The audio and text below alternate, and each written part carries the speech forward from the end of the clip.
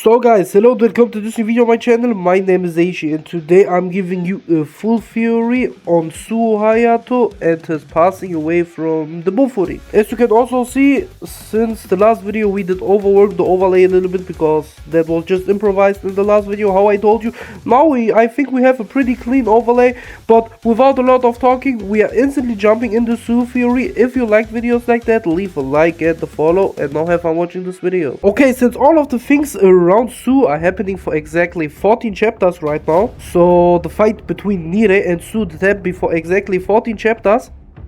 A lot of theories came up across all the internet. Suo is a traitor, Suo is still the nice guy just protecting his friends, etc, etc, etc. But now I think we have a little bit more cleared up mind behind all of that, since some time did pass away since all of that did happen, like round about exactly 4 months. And also right here we are at chapter 212, as you can see on the right, because here Sakura is getting the call from Nire. He just got beat up from Suo recently. And here you can even see Sakura asking Nire which bastard, so Sakura is very angry about the situation did that to him, because who would punch Nire, especially in their town, because they are supposed to protect the town, and in their own town, so the Bofurin, the member of the school got smoked away. That's something that's not okay.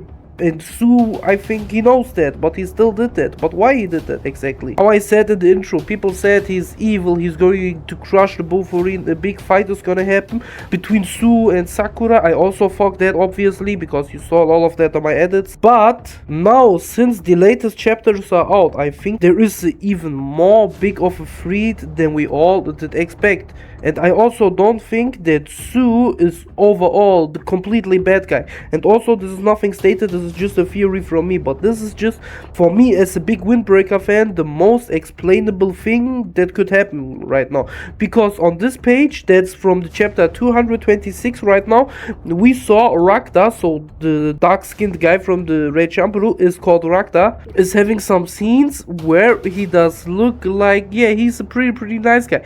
Like right here. He's telling all of the people they are caring about all the guys, we are protecting you, etc. But on some other pages, as you can see, we see him with a pretty, yeah, scary face.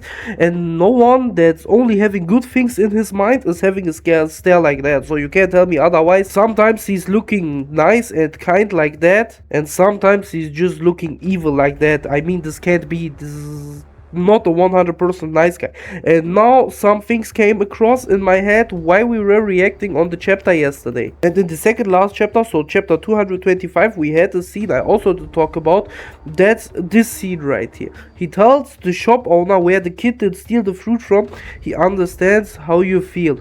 We'll have a talk with the child too. However, I do not condone violence. So that scene right here, for me, it does seem like, yeah, he's just the kind guy protecting his town that's not condoning violence for no reason. But here he says we'll have a talk with the child too. And in the next chapter we have a scene where he tells the kid, yeah, we have a place to eat, etc. We are all on the same side, blah blah blah. The kid is pretty thankful for that, but on the next page he tells them, then show him to our base. But they did not really have a big talk with the kid.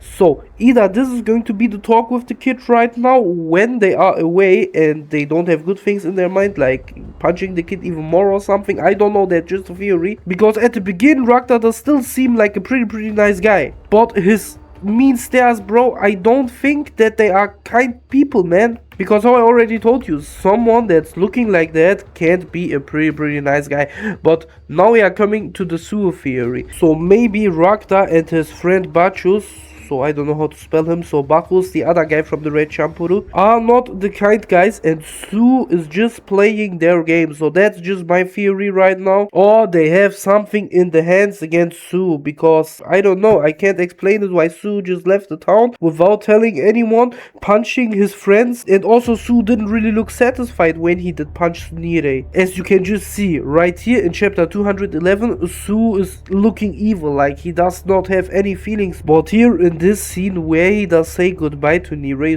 Suo is looking pretty sad about everything again.